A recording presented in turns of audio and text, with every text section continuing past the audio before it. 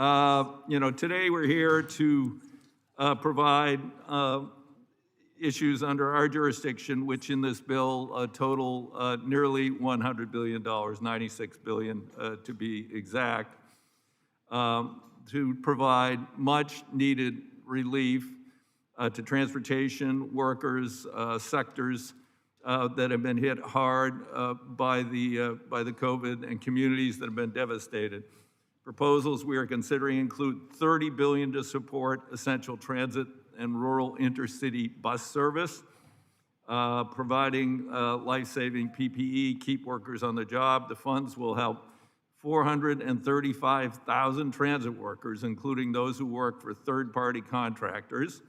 It includes people like Ismael Riviera, who testified before our committee last week, who risked their safety to keep our country moving and help people, go about their daily lives on transit. The proposal provides resources to transit systems of all sizes, from major metropolitan areas that have experienced steep ridership declines to small rural bus systems that serve as a lifeline for senior citizens. Also provides dedicated resources for paratransit providers, tribal transit, and intercity buses. Investing in transit doesn't just help transit workers, it helps 2.7 million frontline workers who rely on public transit to get to their jobs. It includes 750,000 doctors, nurses, 125,000 grocery store clerks, 50,000 postal delivery workers, 110,000 first responders, and members of the armed forces. Transit agencies across the country face a shortfall of nearly $40 billion, driven by ridership declines, average between 65–80%. Agencies have exhausted the relief funds provided by Congress in March and have serious operating cost deficits that far exceed the amounts provided in December. Without additional relief, agencies do not have cash on hand to continue running the buses and trains. We'd risk a death spiral for transit, more severe cuts, more layoffs, further declines to ridership, and hurting not only the jobs of transit workers, but those who rely on transit to get to their jobs. Our essential workers cannot afford that. The millions of Americans dependent on public transit cannot afford that. And even if you never step foot on a train or bus, you can't afford the traffic congestion that would come from millions of additional cars on the roads. Proposal also provides $1.5 billion to sustain service on Amtrak's passenger rail network, requires Amtrak to reinstate the daily long-distance service that was slashed in 2020 and bring back the rail workers who were furloughed due to the pandemic. It also provides support for states and commuter rail agencies that partner with Amtrak. The proposal includes parity for railroad workers by mirroring the railroad unemployment benefits after the unemployment programs administered by states, ensuring that unemployed railroad workers are provided the same relief as others. We are also providing $8 billion to help our nation's airports address their increasing challenges, including $800 million in relief to airport concessions, with the vast majority of funding set aside for small businesses and minority-owned firms. According to an airport industry group, U.S. airports will lose at least $17 billion between April 21 and March 22 because of the precipitous sustained decline in airline passenger traffic. Furthermore, airports are forced to deal with these staggering losses even when the operating costs remain largely unchanged, since you can't just close an airport, and in many cases can't reduce operating hours by any substantial measure. Without immediate help, it will be difficult for airports to retain their current workforce levels, maintain essential operations, let alone invest in critical airport safety and other infrastructure projects.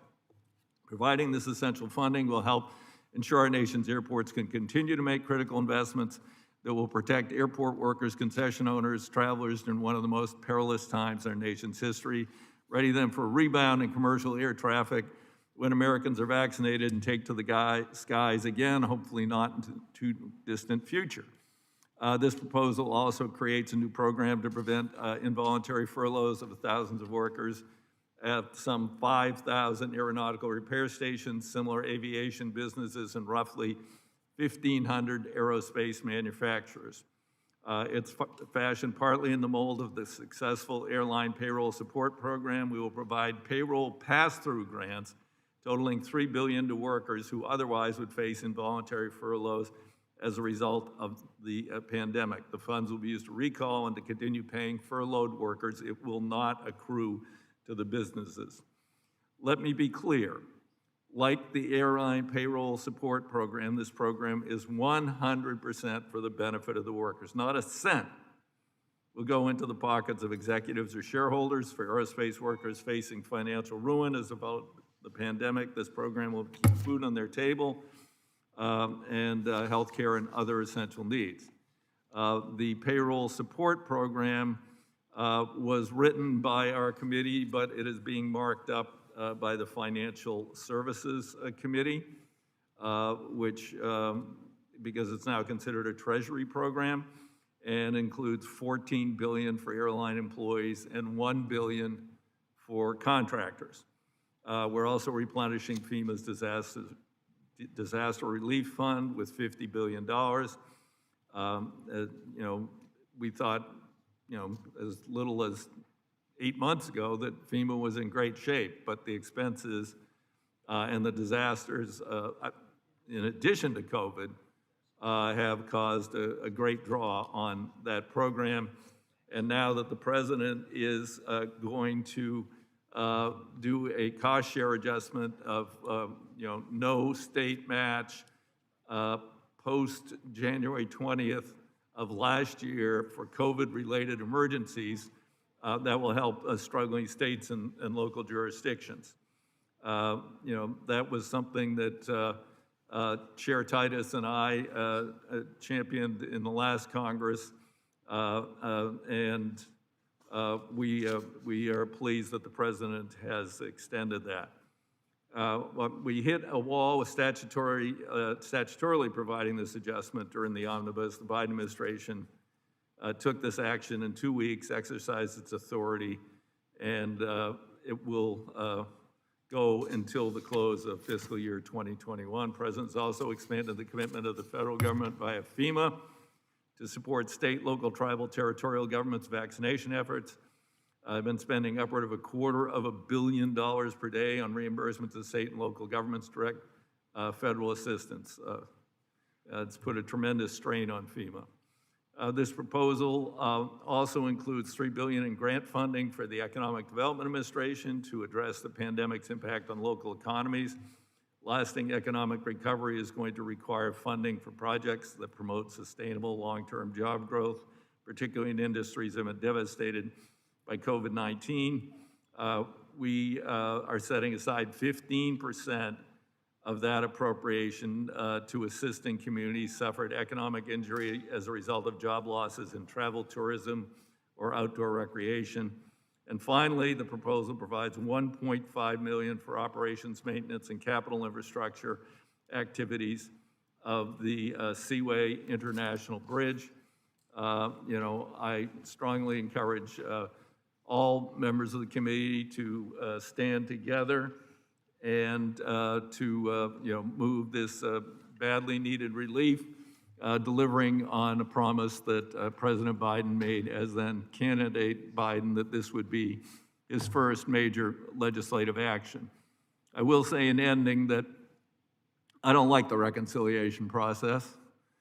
Way back under Obama, when he let the Senate drag out negotiations on the health care proposal, ultimately with the death of Teddy Kennedy, we ended up having to do the health proposal, so-called Obamacare, under reconciliation with the Senate. Their bill was far, far inferior to the House bill. And had we been able to go to conference, we would have had a much better and more sustainable program. It was better than nothing, but it wasn't at all what we could have done. Then when the Republicans were in charge after 10, and with Trump in the White House after 16, a reconciliation was used for tax cuts, principally benefiting people at the very, very highest income levels, and massive tax cuts to large corporations, again, done through reconciliation with the Senate. And then, of course, the attempt to repeal all of the Obamacare, including pre-existing condition protections, which failed in the Senate by one vote but passed the House. So now we are again. We are dealing with a body, the Senate, which is not run democratically. They have a lot of arcane rules. I don't agree with the filibuster, but I'm not a senator. So a minority can rule the Senate, or at least stall it indefinitely, and this legislation cannot be stalled. And this is the only vehicle with a closely divided Senate to get this vehicle done. So we're stuck with it. And further, for even stranger reasons, we are stuck with rules written by a senator who deceased more than 10 years ago, Senator Burr, which put very, very stringent restrictions on reconciliation bills. So we are bound by that in this language too.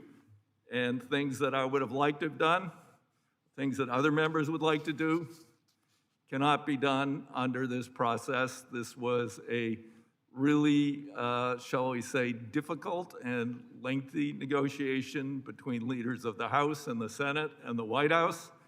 And every I and T was crossed and dotted, except the Senate did adopt a couple of changes that'll have to be dealt with when they marked up their budget. So today, we will not be, I will not be supporting any amendments to this legislation given those strictures, because we cannot afford to delay this package. On March 14th, somewhere close to 2 million Americans lose extended unemployment because their state benefits have expired. They will have zero coming in. And that's about 100,000 people in my state. This is critical. In addition to the provisions that relate to the pandemic directly, the economic assistance is critical. So we will move through this bill today. It looks like it'll take a while. We have a lot of amendments, but we will go through the process. So with that, I would like to recognize Ranking Member Graves for his statement. Thank you, Mr. Chairman.